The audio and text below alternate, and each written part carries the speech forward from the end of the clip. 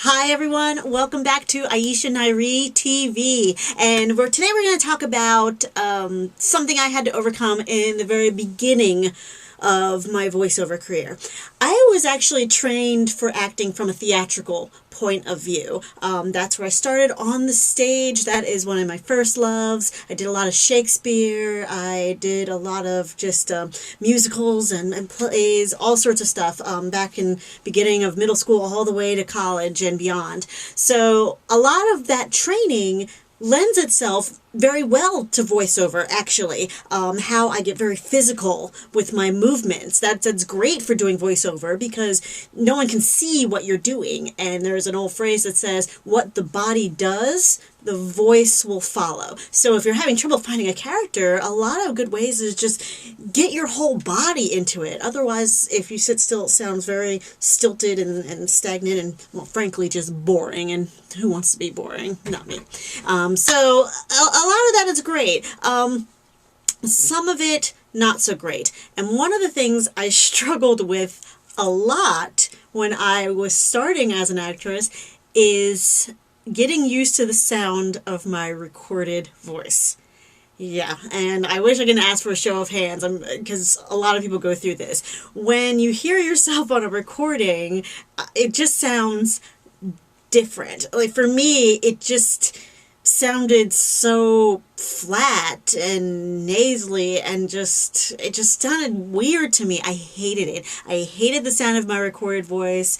I hated when people played me back something on a voicemail that I sent.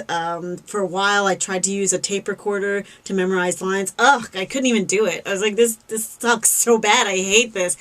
So I really just hated the sound of my voice. For years I thought there was something wrong with my physiognomy that made it so my voice didn't take well to recording.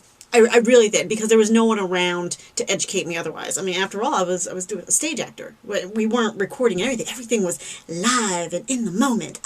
So, I mean, everyone else seemed to be fine with me, but as soon as it was recorded, it just, it was terrible. So when I first started getting into voiceover, I realized, wow, this is going to be so great. I love this. And I just told myself, I have to get over this. I have to. So I popped those earphones on and I started recording. And that same horrible feeling come back, because when you have the headphones on, it's like you're listening to a recording. You're actually listening to what it's going to sound like. And I'm cringing when I'm doing those recordings, and I'm recording that demo. I'm thinking, this sucks so bad. I'm never going to be a good voiceover person. I'm going to have to figure this out. And then miraculously, the feedback I got was, oh my God, that was great. No, really, that was great. I'm like, really? I mean, did you listen to it? No, it was great. Your pacing, your diction, it was so good. So then I started thinking, maybe there's something to us. Other thing that happened when I was working in corporate America, gotta make a buck when you're an actor. So I was working in corporate, and I perfected the corporate phone voice. And I would always just speak very, very politely in diction. They're like, oh my gosh, I thought you were recording. That was so good. Oh my God, are you an actor? Oh my God. Yes, I'm an actor. Years of training to be able to speak on voicemail, which was my running joke. So, I mean, people liked it though. So I'm like, what is going on? Like, is everyone crazy? And finally, I researched, and as I learned more about how to manipulate my voice and vocal cords, and I learned what was going on.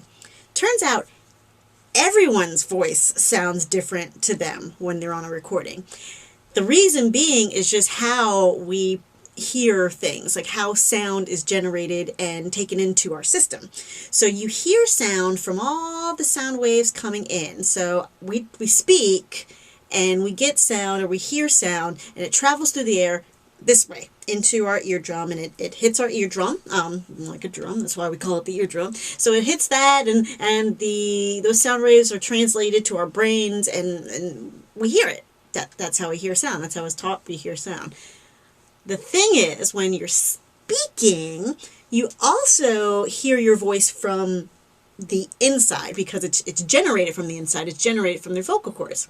And the vocal cords also do a little shake, shake, shake, shake, shake, shake, and send those vibrations upwards. So that same sound that you're hearing here, you're also producing it and vibrating it from in here. So those same bones and that same ear structure is getting shooken up from the inside as well as the outside. So that distorts the sound quite a bit. I do believe it makes it deeper, so you always think you sound a little bit deeper than you actually do. So what I realize is what I actually hear on a recording is what I actually sound like, not the other way around. Oh, so all of my freaking out about my recorded sounds, turns out that's what everyone has been listening to my whole life. That's what people hear. It's not what I hear, but everyone's been listening to me and judging that sound. That's my actual voice. What's on the recording, what you hear through the headphones, that's the actual sound of your voice, not what's coming from in here, because nobody else can hear what's coming from in here except you, because you're the only person living in your head, I hope. And if that's not true, then you probably need to see someone and get that part worked out, but no one's going to pay you for that part. So yeah, I mean, your recorded sound is your actual voice. Once I got through that, then I can start manipulating more and feel more comfortable and accepting that, hey, this is what I actually sound like.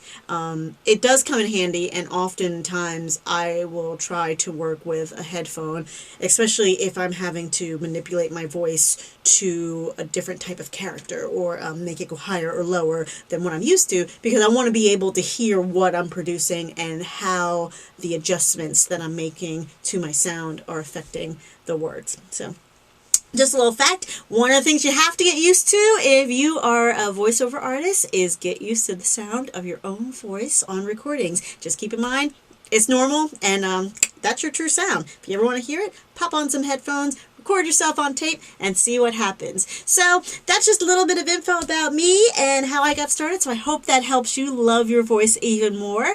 And that's it for today. Hope you guys had fun. We'll be back tomorrow with a more piece of tidbit. We'll talk acting, we'll talk voice, we'll talk creativity. In the meantime, catch you on the recording. Bye.